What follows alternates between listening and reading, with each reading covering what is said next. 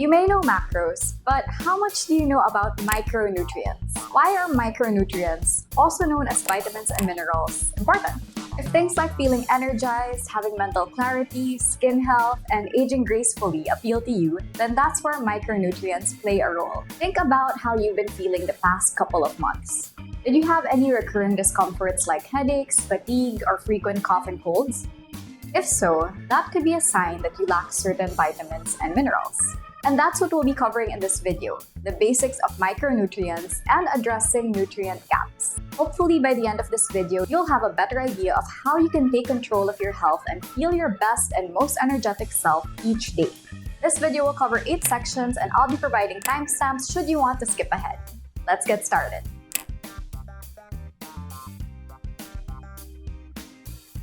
The first thing we should probably clear up is the difference between macros and micros, for those who don't know. As each name suggests, if macronutrients are the nutrients that your body needs in large amounts, then micronutrients are what your body needs in smaller amounts. They're both very important for growth, energy, immunity, and overall health. Macronutrients, which are protein, carbs, and fat, are measured in grams, while micronutrients, which are vitamins and minerals, are measured in milligrams. Vitamins are organic compounds and minerals are inorganic compounds. Both are crucial in making the body function properly. Vitamins have 2 categories, the fat-soluble and the water-soluble. Fat-soluble vitamins are stored in the body's fat. These are vitamins A, D, E, and K. Water-soluble vitamins are not stored in fat, so they need to be replenished regularly.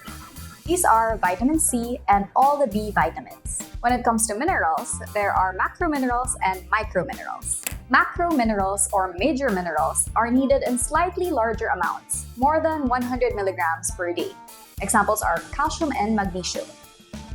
Microminerals or trace minerals are needed in smaller amounts, less than 100 milligrams per day, such as iron and zinc.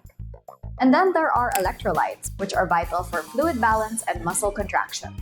These usually cater to those who are physically active, and examples are sodium and potassium.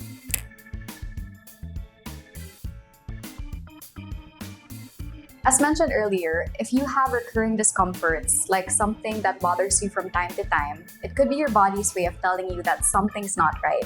It can mean that you don't have enough vitamins or minerals in your body.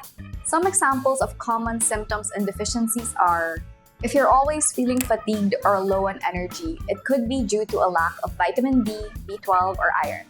If you have frequent bruising or bleeding gums, that might be a sign of insufficient vitamin C.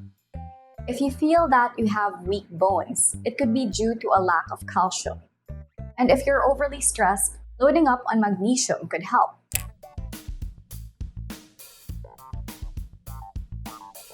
Of course, we don't know whether or not we're deficient for sure, as our symptoms can overlap with other health issues. And there's also age, gender, genetics, lifestyle, and the environment to consider. But if any of these symptoms resonate with you, there are 2 things you can do. You can either consult a healthcare professional or any doctor you know, or you can figure it out yourself. The more reliable way is definitely via consultation, since the healthcare provider can evaluate your symptoms, review your diet and lifestyle, order a blood test if needed, and make recommendations from there. This process can be quite tedious though, and not always necessary. Some people would just do their own research and make lifestyle changes from there. That's fine too, as long as the symptoms are not too serious. That's actually what I did when I was dealing with my monthly headache. On the week of my menstrual cycle, I would consistently get massive headaches to the point where it would be so difficult to think or eat or really do anything. These headaches are likely due to my hormones, so I just made more of an effort to load up on magnesium and riboflavin food sources, as they do help with headache prevention. That includes more nuts, seeds, leafy greens like spinach, whole wheat bread, yogurt, eggs, and salmon. Did it work? It helped a bit, but only up to a certain extent, since hormonal fluctuations can't be completely controlled. But I didn't feel completely helpless since I was able to do something to ease it. So if you'll go the route of biohacking your symptoms, the first thing you can look at is your diet, specifically the variety of foods you eat.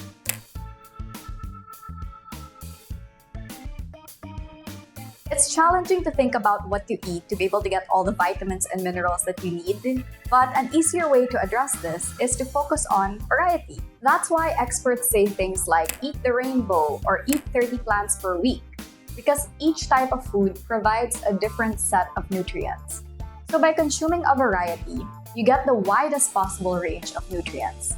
Rather than rotating the same 3 fruits and veggies every week, try exploring different types of produce with a wide variety of colors. And try to assess your diet by asking yourself, do I eat fruits, vegetables, lean proteins, whole grains, and healthy fats every day? Because a balanced diet rich in those food groups can typically provide the vitamins and minerals that you need. But if you eat more of the highly processed foods, those lack certain nutrients, which isn't favorable to your health.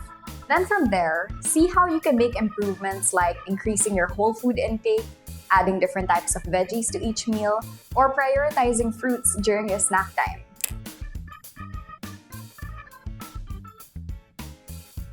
So I won't be going through all 13 vitamins and 16 minerals as this will become a very long video, but I will share 6 key micronutrients that everyone should know about as they really make a significant impact on our overall health. These are also some of the most common deficiencies found in a lot of people. Vitamin D is good for your bones, immune system, and mood.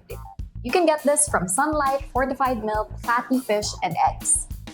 Vitamin C is good for the immune system, antioxidant protection, and skin health. You can get this from citrus fruits, strawberries, and bell peppers.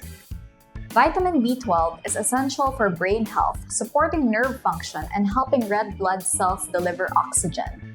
You can get this from meat, dairy, eggs, and fortified plant-based foods. Iron allows your blood to carry oxygen, boosting energy levels and preventing fatigue. You can get this from red meat, spinach, and beans. Calcium is for bone and teeth health and muscle function. You can get this from dairy, leafy greens, and fortified plant-based milk. And magnesium is for muscle and brain function, energy, and stress management. You can get this from nuts, seeds, whole grains, and leafy greens.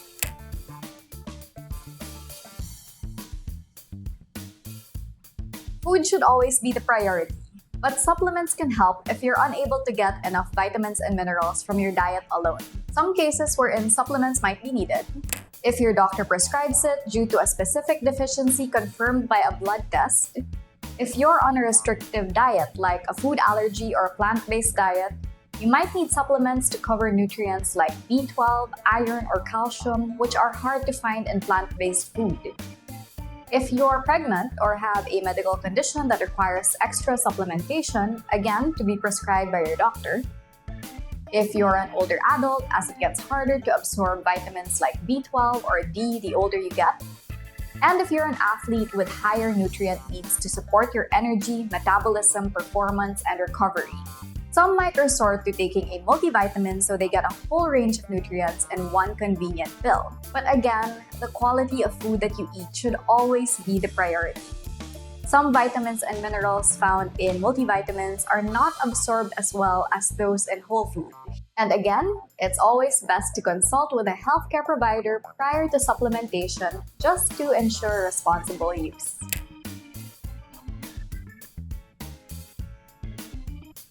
Nutrition plays a large role in micronutrient intake, but we also have to consider other lifestyle factors. Some examples are limited sun exposure can lead to vitamin D deficiency.